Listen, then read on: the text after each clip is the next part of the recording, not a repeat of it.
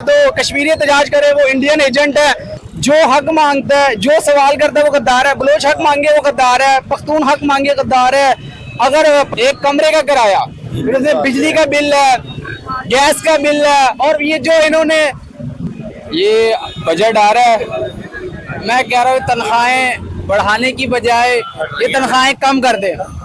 8,000 वाला अमीर है, ये जितने सियासतदान है इनकी तनख्वाहें 10-10 हज़ार कर दे। 8,000 वाला अमीर है, 10-10 हज़ार कर दे। किसी सरकारी मुलाजिम की तनख्वाह बढ़ाने की जरूरत नहीं है। किसी MNA MP की जिनकी तनख्वाहें बढ़ाई हैं, जितने वजीर है, जितने मिनिस्टर हैं, सबकी तनख्वाहें 10,000 के अंडर ले आए। राउंड अबाउट 8,000 वाला बंदा अमीर है ना, कमाने वाला, तो मैडम की तनख्वाह कितनी होगी? मैडम अपनी तनख्वाह भी 10,000 कर लें, चले 15,000 कर लें, 10,000 भी छोड़ दें। एक घर का किराया, एक कमरा हो ना, एक कमरे का किराया भी 8,000 रुपये नहीं है। एक कमरे का किराया, बिजली का बिल है, गैस का बिल है, और ये जो इन्होंने बिल में फिक्स चार्जेस जो डाल दिए मैडम साहिबा, आपने अपनी अयाशी के बिल में जो फिक्स चार्जेस डाले, गैस का बिल है, बिजली का बिल है, उसमें जो फिक्स चार्जेस चेप दिए इन्होंने, मतलब आपने इस्तेमाल करें ना करें, फिक्स चार्जेस है तो आपने देने ही देने हैं। वो तो इन्होंने अपने कर लिए हैं। हमारी CM साहिबा 11 अरब रुपए का क्या लेती है? जहाज। हमारा क्या है? चढ़ता पंजाब। मेरा ख्याल है साढ़े लैंदा पंजाब है। वही हम अपनी बात करें, इंडिया का जो वजीर आला है उसने 9 अरब रुपए का अपनी आवाम के लिए पावर प्लांट लगाया बिजली का, और 300 यूनिट 900 यूनिट बिजली फ्री दी है। इंडिया का जो वजीर आला है, इंडिया का, अभी कहेंगे कि इंडिया इतना पसंद है तो उधर चले जाओ। भाई हम एक ही साथ अलग हुई थी ना, सेपरेशन हुई थी हमारी इंडिया के साथ, एक ही टाइम तरक्की। अब इंडिया कहाँ जा रहा है और हम कहाँ जा रहे हैं?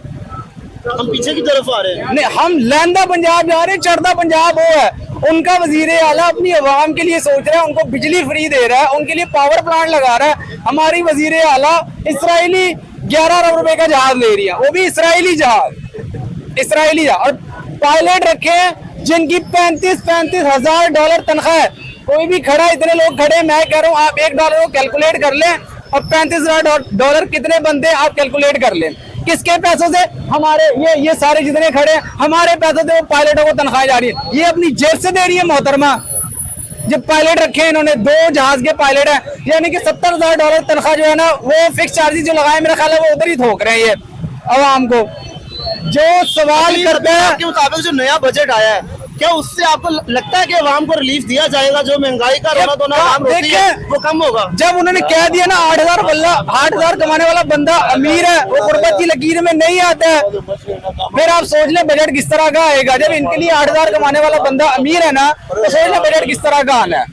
ठीक है, ये अवाम की उम्मीद, अवाम की जो है ना, अवाम, हम इनको लेके नहीं आए, इनको एस्टेब्लिशमेंट लेके आई है, हमारे नहीं आए, ये हमने इनको वोट नहीं दिया। 17 सीटों वाले हैं, 17 सीटों वाले हैं और 17 सीटों वाले ही रहेंगे, जो मर्जी कर ले।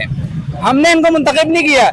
जो हक मांगता है, जो सवाल करता है वो गद्दार है। बलोच हक मांगे वो गद्दार है, पख्तून हक मांगे गद्दार है।